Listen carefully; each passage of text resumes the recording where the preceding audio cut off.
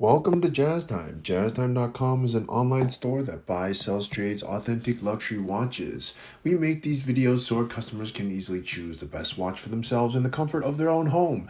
If you like this watch and would like to purchase it at the lowest price anywhere online, click on the link in the description below to buy it at Jaztime.com. Today I'm going to be reviewing the Rolex Daytona Cosmograph reference 126505 new release in rose gold with a black diamond dial. I'm going to talk to you a little bit about the history of the Daytona, a little bit of the comparison to its previous models and its current models. Then I'm going to talk to you about the bezel, dial, case, bracelet movement, and then try it on and give you my final thoughts. So let's start with the history. The Daytona has been around for a very long time. I want to say at least 50 years, maybe more. And it's one of the stable models that Rolex makes in their sports line. Rolex makes many different sports line, the Submariner, the Yachtmaster, the Sea Dweller, Deep Sea Explorer, so on, and of course the Daytona. And Daytona is arguably, at least in my opinion, and I'll show you some evidence in a little bit, as their most prestigious line of sports watches. Why do I say that? One, because it's their most complicated sports watch, as in the movement is the most complicated of all their sports watches. It's more complicated than the GMT, the Submariner, the Yachtmaster. It's quite complicated. Even though the chronograph is very common, doesn't mean it's not complicated. It is very complicated. And second reason is because Rolex has chosen to put their most expensive material, which is platinum, only on their Daytona, which means, in my opinion, that they recognize the Daytona as being the most prestigious of all the sports line. Now, the Daytona, I said I was going to talk to you about the history. Well, it came out quite a while ago, and it has had many variations since its inception, but it's always remained like this very similar look to what it has now. Yes, it's gone through, the bezel has had slight changes, the subdials have had slight changes, but the pushers and the subdials have always been in the same position, and it has had this oyster case in its since its inception. So basically, it looks very similar. Of course, they've added to it and made it better and more streamlined, etc. But it's more or less look the same, and rightfully so. It's a beautiful watch, one of the most iconic in all of the world. Anybody who's looking at this can realize what it is, and so, and even those who don't know watches know what it is. Okay. All right. Now let's move on to a little bit of comparison between its predecessor and some of its current models. Now, as of 23, Rolex has redesigned the Daytona, and this is the product of it. You're looking at it right here. Now, you might wonder what exactly is different. Well, not a lot, but those small details do make a difference. So I'll tell them to you, which right now, the older version, which was denoted by reference 116505, this one is 126, it has a difference of 2 instead of 1. It has a slightly different configuration on the subdials. The subdials here are a little bit thinner than they were on the old version. The old version had subdials that were a little bit fatter, and the bezel on the older version did not have a ring of corresponding gold going around it. Now on the all golds, the thing is the bezel is all gold. That means the bezel and the insert and the thing that holds it, everything is all gold. So that actually is not changed. But if you compare it to its ceramic counterpart, then it is slightly different. So in this situation, the bezel is not any different, but in the ceramic situation, it is slightly different. Okay, and also the movement is different. The movement is an upgraded movement. They have been using the old 4130 for a very long time. I want to say something like 25 years or so, and that's about as long as a movement should last. Just like an engine, they changed the movement, and now the movement is a 4131 movement, and it's a nicer and In fact, on the platinum one, you can even see the rotor, and it has an open case back. The only watch that Rolex makes with the open case back, by the way. Okay, so those are the differences. A little bit about about its comparison. They make this watch in many different configuration, in rose gold, yellow gold, white gold, with oyster flex on yellow gold, white gold, rose gold again, and they make it in two-tone and steel, everything. So they revamped the entire line of Daytonas. Okay, as of 23. All right, and if you want to buy it, click on the link in the description below to buy it at Jaztime.com, because these watches at the AD will take you years and years if you can even get on the list. But you can buy it next day at Jaztime.com by clicking on the link in the description below, which is why we make these videos for people like yourself who are sitting at home and want to learn about these watches and figure out, hey, is this the watch for me? And if you decide after watching this video that it is the watch for you, click on the link in the description below to buy it at Jaztime.com. Okay, now let's move on to the case. The case is a 40mm case. It's made of ever rose. Rolex calls it ever rose because it's forever rose. Rolex has its own gold foundries that they mix their gold in. It has a mixture of copper, palladium, gold, etc., and they have patented their particular way of mixing it such that the gold ends up being forever rose gold. Now you might wonder, what is a big deal? Well, rose gold has, as I understand, a bit of copper in it, or has some kind of mixture of other material to give it this rose or red look to it. But the problem is, over time, it's been known to oxidize and turn into yellow gold. I've actually seen that, so that's true. But Rolex has figured out a way to make their rose gold stay this rose color forever, and hence the name ever rose gold.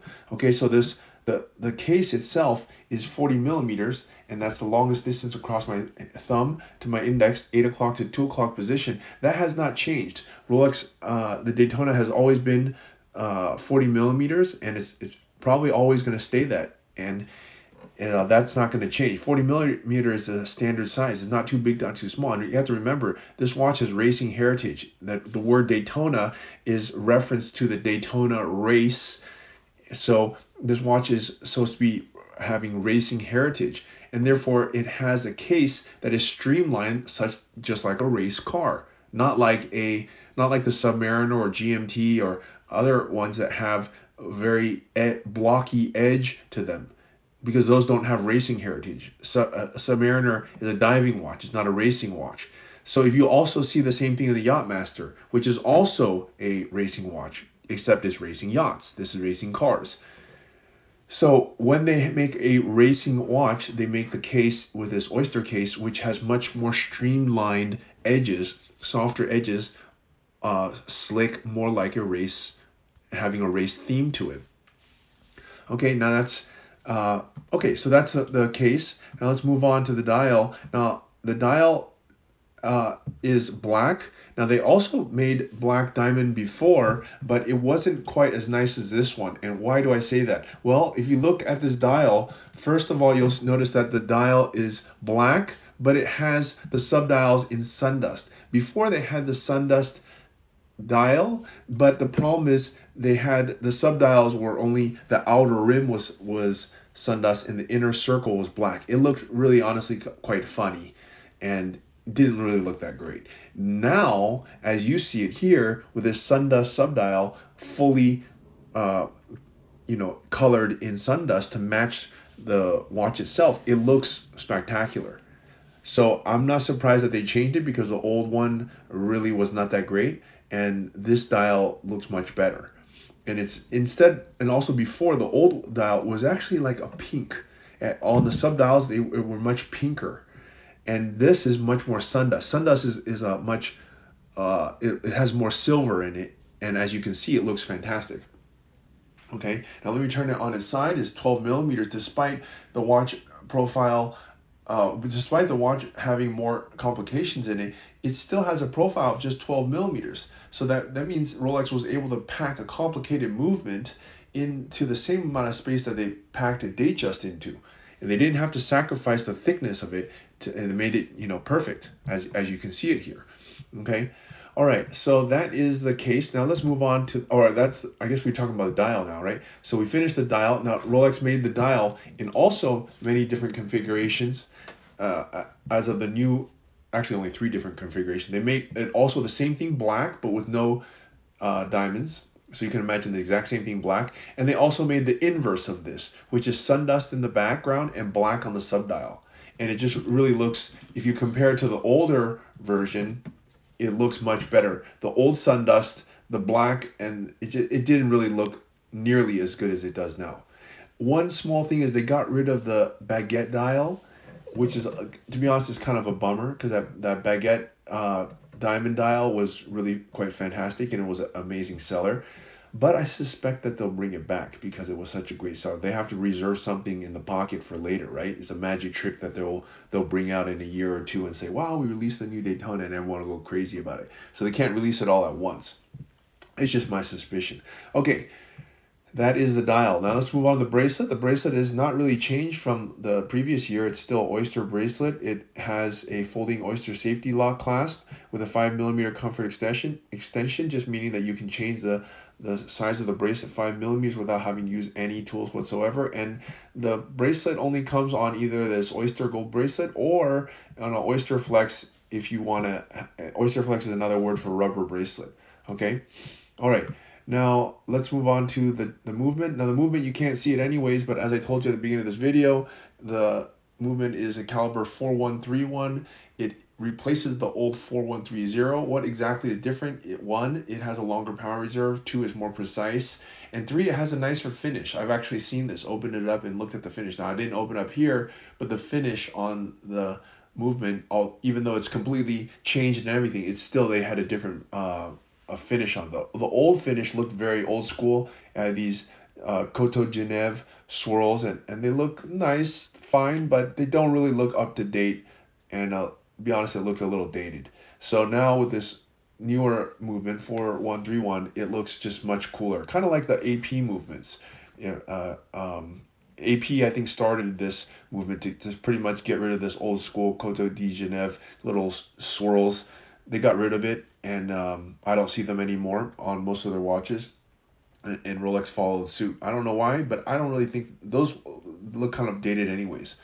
So, but Patek still uses them, but then again, Patek is a 170-year-old company, so they're very traditional. But okay, anyways, the point being, the movement's good, you can't see it, and it's updated.